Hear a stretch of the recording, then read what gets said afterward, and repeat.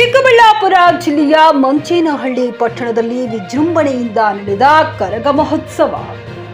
ಶ್ರೀ ಪಿಳಿಕಾಂಬ ಅಮ್ಮನವರ 33ನೇ ವರ್ಷದ ಕರಗ ಮಹೋತ್ಸವವನ್ನ ಅದ್ದೂರಿಯಾಗಿ ಆಚರಣೆ ಮಾಡಲಾಯಿತು.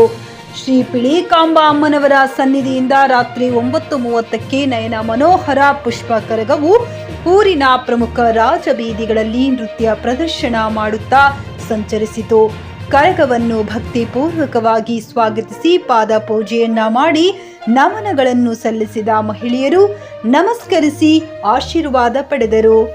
ಈ ನಯನ ಮನೋಹರ ದೃಶ್ಯಗಳನ್ನು ನೋಡಲು ಸಾವಿರಾರು ಸಂಖ್ಯೆಯಲ್ಲಿ ಭಕ್ತಾದಿಗಳು ಆಗಮಿಸಿದ್ದರು. ಇದೇ ಸಂದರ್ಭದಲ್ಲಿ ಕರಗದ ಆರ್ಕೆಸ್ಟ್ರಾ ನೃತ್ಯ ಪ್ರದರ್ಶನ ವೇದಿಕೆಯ ಮೇಲೆ ನಡೆಯಿತು ಹಾಗೂ ನಾಗಿಣಿ ನೃತ್ಯ ಪ್ರದರ್ಶನವನ್ನ ಮಾಡುವ ಮೂಲಕ ಭಕ್ತಾದಿಗಳಲ್ಲಿ ಇನ್ನಷ್ಟು ಮನರಂಜನೆ ಮೂಡಿಸಿತು. ರಾತ್ರಿಯೆಲ್ಲ ಮಂಚೇನಹಳ್ಳಿ ಎಲ್ಲಾ ರಾಜಬೀದಿಗಳಲ್ಲಿ ಮೆರವಣಿಗೆ ನಡೆಯಿತು. ಬೆಳಗ್ಗೆ ಅಮ್ಮನವರ ಸನ್ನಿಧಿಗೆ ಬಂದ ಕರಗವು ಅಗ್ದಿಕೊಂಡ ಪ್ರವೇಶದ ನಂತರ ವನಕೆ ಕರಗ ವಸಂತ ಕರಗ ಮತ್ತು ಅಮ್ಮನವರ ಮೂಲ ಸನ್ನಿಧಿಗೆ ಸೇರಿಸಲಾಯಿತು. ಈ ಎಲ್ಲಾ ಕಾರ್ಯಕ್ರಮಗಳನ್ನು ವೀಕ್ಷಿಸಲು ಹಲವಾರು ಗ್ರಾಮಗಳಿಂದ ಸಾವಿರಾರು ಸಂಖ್ಯೆಯಲ್ಲಿ ಜನಸಾಗರವೇ ಹರಿದು ಬಂದಿತು.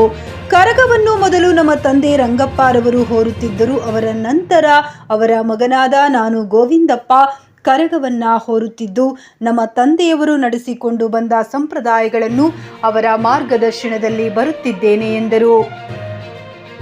Narasimhagowda R, GK news Kannada, Chikkaballapur.